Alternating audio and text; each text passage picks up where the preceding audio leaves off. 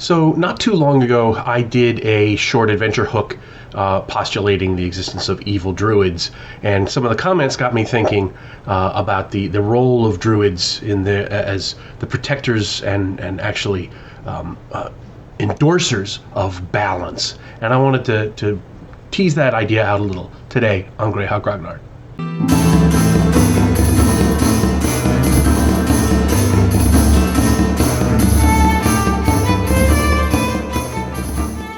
So one of the central themes of the world of Greyhawk as a setting is balance.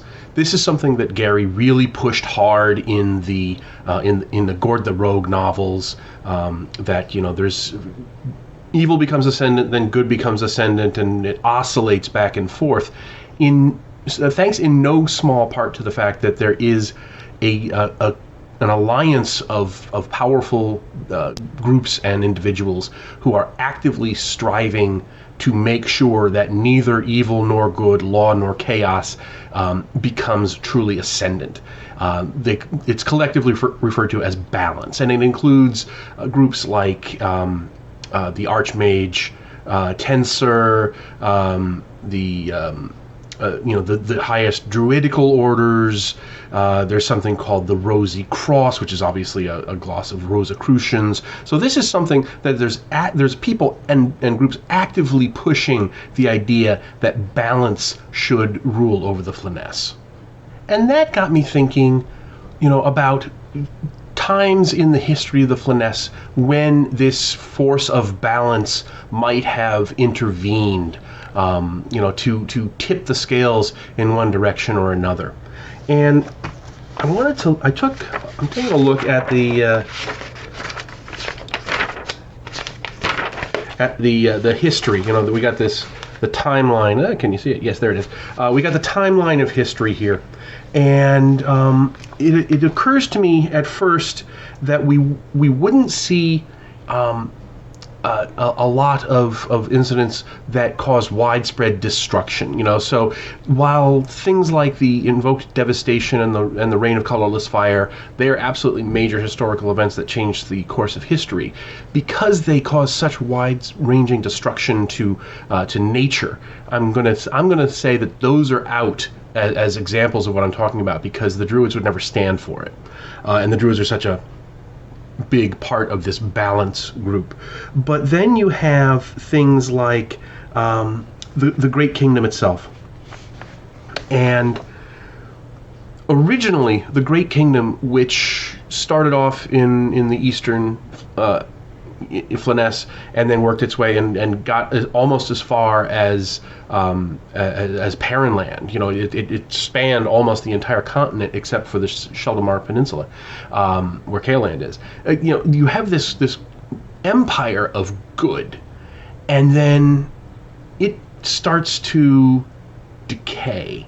Right? Pieces of it start falling off the edges. The provinces start to get their ideas that they should be independent. So this monolithic force for good, which from the standpoint of balance is crushing, because balance doesn't want to see any ideology, any alignment dominate, right? So just because it's good doesn't mean that it's necessarily preferable from the standpoint of balance. Balance wants to see that constant turnover. Balance wants to see the wheels constantly turning. Good, evil, law, chaos. Good, evil, law, chaos. All just constantly churning around. And through that, balance feels that the best interests of the multiverse are served. So I could see balance, the forces of balance, being involved in those early rebellions at the outskirts of the Great Kingdom, and even perhaps in the turning of the ruling class of the Great Kingdom from good to evil, in that in the ascension of House Nalax to the throne. So I think. And obviously there's nothing in the lore that I'm aware of that points to this actually happening. This is all speculation as to, you could plant seeds of some deep, centuries old conspiracies going on behalf of balance. and they're not, but it's not always sinister, because sometimes they're actively against the forces of evil too. Because then you have the rise of the Iron League, which in the south part, the part of the evil Great Kingdom breaks away and forms its own alliance in the south. So maybe that is a way of Balance, taking a swipe at a monolithic evil entity, which was the Great Kingdom at the time. And then you have the rivalry between Ninron and the Great Kingdom, Erdi, and maybe that rivalry was was fostered by these forces of balance.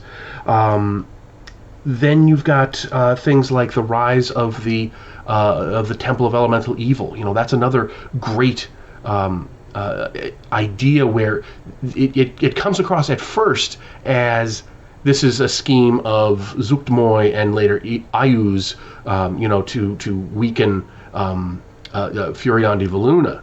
But maybe Balance was involved there because they wanted to see that tension rise between the two.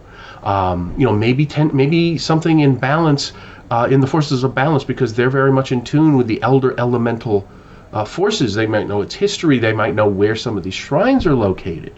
So there's a variety of different ways that you can apply this to really say that this force of Balance has driven history in the past. So, those are just a couple of examples, but I think it has a really interesting possibility.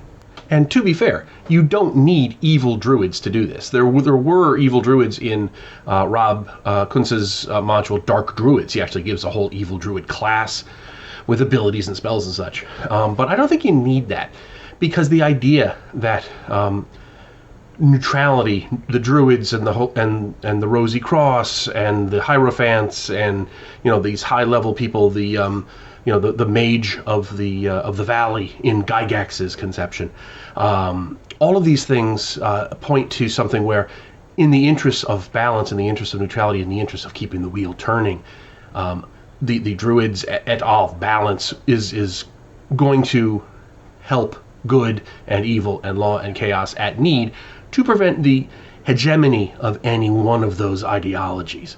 And I just like that idea. And I further like the idea that it could be a behind-the-scenes conspiracy, that lingers for centuries. Maybe this is originally a Flan thing, that was there in the Flanaess way before the migrations of the Iridians and so forth. Maybe it was imported, from the West, as part of the ideology of the Paklunish or the Iridians or something.